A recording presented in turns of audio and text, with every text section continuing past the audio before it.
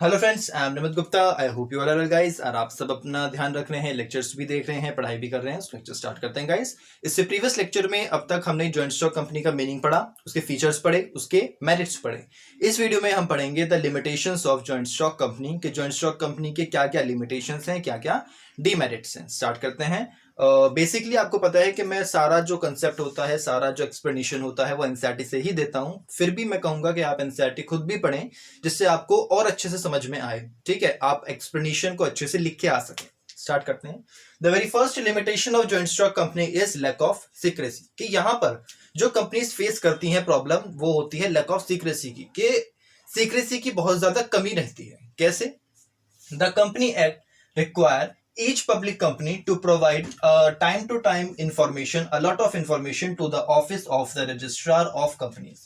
देखिए, हमें पता है यहां पर कहा द कंपनी एक्ट। हमें पता है कि हमारी जो कंपनीज होती हैं वो एक एक्ट के अंतर्गत चलती हैं, है ना। तो अब वो जो एक्ट होते हैं वो क्या कहता है कि हर पब्लिक कंपनी को टाइम टू टाइम इंफॉर्मेशंस को देना पड़ेगा रजिस्ट्रार ऑफ द कंपनीज। जो कंपनीज के रजिस्ट्रार होते हैं उनको टाइम टू टाइम इंफॉर्मेशन, अपनी कंपनी की सारी डिटेल्स उनको देनी पड़ेगी। अब देखिए, कंपनी में बहुत सारी ऐसी इंफॉर्मेशन होती है, बहुत सारे ऐसे बातें होती हैं, बहुत सारी ऐसे चीजें होती हैं जो आप सीधा सीधा किसी को नहीं दे सकते या किसी को नहीं बता सकते।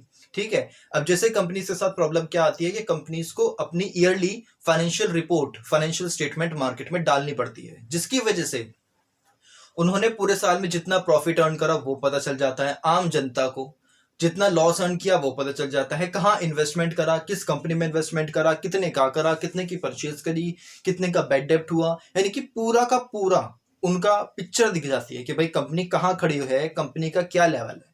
जिसकी वजह से उनके लिए प्लस पॉइंट भी है, नेगेटिव पॉइंट भी है। अगर वो भाई अच्छे सक्सेस कर रहे हैं, गुडविल अच्छी है, सब बढ़िया है, तो शेयर्स बहुत अच्छे बिकेंगे, सब कुछ बहुत बढ़िया रहेगा। लेकिन मान लीजिए कभी उन्होंने किसी गलत कंपनी में इन्वेस्टमेंट कर दिया या उनको कोई लॉस हो गया, उसकी वजह से कंपनी की गुडविल घट गई या कोई भी बात है, ठीक, जिसकी वजह से अब पब्लिक का जो ट्रस्ट है उस कंपनी पे वो घट गया। ठीक, तो ये जो एक सीक्रेसी बनी रहनी चाहिए कंपनी के अंदर, क्योंकि कोई भी कंपनी अपनी गुडविल को खराब नहीं होने देना चाहती, लेकिन कंपनीज को अपनी financial statement, financial report market में डालनी होती है। ठीक है, तो यहां पर जो सीक्रेसी होती है वो बहुत ज्यादा इसीलिए कहा गया कम होती है, और ये इनकी एक लिमिटेशन है। ठीक है, such information is available to general public also. बताया ना मैंने कि ये जो इन्फॉर्मेशन होती है ये जनरल पब्लिक तक भी पहुंचाई जाती है। ठीक है, it is therefore difficult to maintain a complete secrecy about the operations of the company, जिसकी वजह से कंपनीज के लिए बहुत डिफिकल्ट हो जाता है मेंटेन करना कंप्लीट सीक्रेसी को। ठीक है, अपनी कंप्लीट सीक्रेसी बनाए रखना बहुत मुश्किल हो जाता है अपनी कंपनी के हर एक ऑपरेशन से रिलेटेड। ठीक है, so this will be the first limitation और demerit. The second will be delay in decision making. कि यहां पर जो है डिसीजन मेकिंग में बहुत ज्यादा टाइम लग जाता है, टाइम कंज्यूमिंग प्रोसेस हो जाता है। कैसे? Companies are managed through the board of directors. हमें पता है कि कंपनी क्या है, एक आर्टिफिशियल पर्सन है, इसीलिए उसको कौन मैनेज करते हैं, कौन चलाते हैं? Board of directors. ठीक है, which is followed by the top level management, middle level and the lower level. ठीक है, जो इनके द्वारा फॉलो करे गए। कम्युनिकेशन एज वेल एज, अब भाई कोई भी बात है, यानी मान लो ये हमारा अपर लेवल हो गया, ये मिडल हो गया, ये लोअर हो गया, लोअर वालों को कोई प्रॉब्लम है, ठीक है, अब वो डायरेक्ट जो है टॉप लेवल के पास तो जाएगा नहीं, उसको पहले मिडल को बतानी पड़ेगी, फिर मिडल टॉप वालों को बताएंगे, फिर टॉप वाले उसका डिसीजन लेंगे उसके बारे में, वो इनको बताएंगे, फिर ये इनको बताएंगे। तो ये इसमें जो डिसीजन लेना है भाई, आपको कोई इमीडिएट डिसीजन लेना है, जल्दी डिसीजन लेना है, तो उसमें आप नहीं ले पाते, इसमें बहुत टाइम कंज्यूम हो जाता है, इसीलिए कहा गया delay in decision making. Communication as well as approval of various proposals, क्योंकि भाई कम्युनिकेशन भी करनी है, सारी बात समझानी है, फिर उनका अप्रूवल भी लेना है कि भाई उनसे परमिशन मिल जाए। पहले ये मिडल वालों को बताएंगे, फिर मिडल वाले लोअर अपर वालों को बताएंगे, फिर टॉप लेवल मिडल को बताएगा अपना जो भी उन्होंने डिसाइड किया है, फिर मिडल वाले लोअर को बताएंगे। ठीक, तो उसमें बताना भी है, कम्युनिकेशन भी करना है, अप्रूवल भी लेना है, तो बहुत टाइम लग जाता है, जिसकी वजह से जो मेन डिसीजन लेना था उसमें बहुत ज्यादा डिले हो जाती है। ठीक है, various proposals may cause delay not only in taking decisions but also in acting upon them। यानी कि सिर्फ डिसीजन को लेने में ही टाइम नहीं लगता। अब मान लीजिए इनको जो प्रॉब्लम थी उसका इन्होंने सॉल्यूशन कर दिया, अब वो आने में ही इतना टाइम लग गया कि अब इतना टाइम निकल चुका है कि वो उसको अप्लाई कब करें। ठीक है, यानी कि परमिशन डिसीजन लेने में भी टाइम लगता है, और जो उन्होंने अब उस डिसीजन को लिया उसको प्रिवेल करने में भी बहुत ज्यादा टाइम लग जाता है। कई बार वो टाइम ही निकल चुका होता है जिसने उसको प्रिवेल करना चाहिए था। ठीक, इसीलिए यहाँ पर delay will be numerous regulations, कि यहाँ पर जो रेगुलेशंस होती हैं, रूल्स एंड रेगुलेशंस हैं, बहुत ज्यादा होते हैं। कैसे?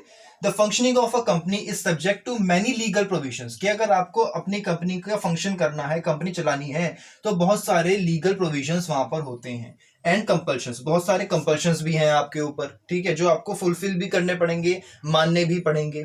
ठीक है, अ company is burden with numerous restrictions, company के ऊपर बहुत ज्यादा बर्डन होता है, बहुत सारी रिस्ट्रिक्शंस का, in respect of their aspects including audit, जैसे कि उनको क्या करवानी पड़ेंगी, अपनी रिपोर्ट्स को ऑडिट करवानी पड़ेंगी। ठीक है, सारी रिपोर्ट्स को फिलअप करवाना पड़ेगा, डॉक्यूमेंट्स को प्रेजेंट करना पड़ेगा, बहुत टाइम लगता है। ठीक है, बहुत सारे रेगुलेशन से बंधे हुए हैं। प्रिपरेशन ऑफ डॉक्यूमेंट्स, बहुत सारे डॉक्यूमेंट्स को प्रिपेयर करना पड़ता है। साथ में अब जो सबसे बड़ी प्रॉब्लम आती है वो क्या है, and required to obtain a various certificates from the various different agencies, कि आपको बहुत सारे सर्टिफिकेट्स भी लेने पड़ते हैं डिफरेंट एजेंसीज से। भाई आप जो है डॉक्यूमेंट्स भी तैयार कर लोगे, रिपोर्ट्स भी फिलअप कर लोगे, ऑडिट भी करवा लोगे, ये सारा काम तो आपके हाथ में है, लेकिन किसी से सर्टिफिकेट पाना ये एक बहुत डिफिकल्ट टास्क होता है। इसमें सबसे ज्यादा टाइम कंज्यूम होता है। ठीक है, क्योंकि आपको उनकी नजरों में अपने आप को अच्छा दिखाना है, अपने आप को बेस्ट दिखाना है। ठीक है, जिससे वे आपको अप्रूवल दें और आपको सर्टिफिकेट दें, तो इसमें लगता है सबसे ज्यादा टाइम। अच्छे हैं तो आराम से हो जाएगा, लेकिन टाइम लग जाता है। ठीक है, various certificates from various agencies like SEBI, आपको security exchange board of India से लेना पड़ेगा, ठीक है, रजिस्ट्रार से लेना पड़ेगा, और ऐसी बहुत सारी हैं। This reduces the freedom of operation of company, जिसकी वजह से जो फ्रीडम होती है कंपनी की वो भी घट जाती है, वो अपनी इच्छा से काम नहीं कर पाती। And takes a lot of time, efforts and money, जिसमें कि इस सब काम को करने में बहुत सारा टाइम लग जाता है, एफर्ट्स लगते हैं और बहुत ज्यादा पैसा भी लगता है। इसीलिए कहा जाता है कि कंपनी की फॉर्मेशन एक बहुत एक्सपेंसिव प्रोसीजर है। क्लियर?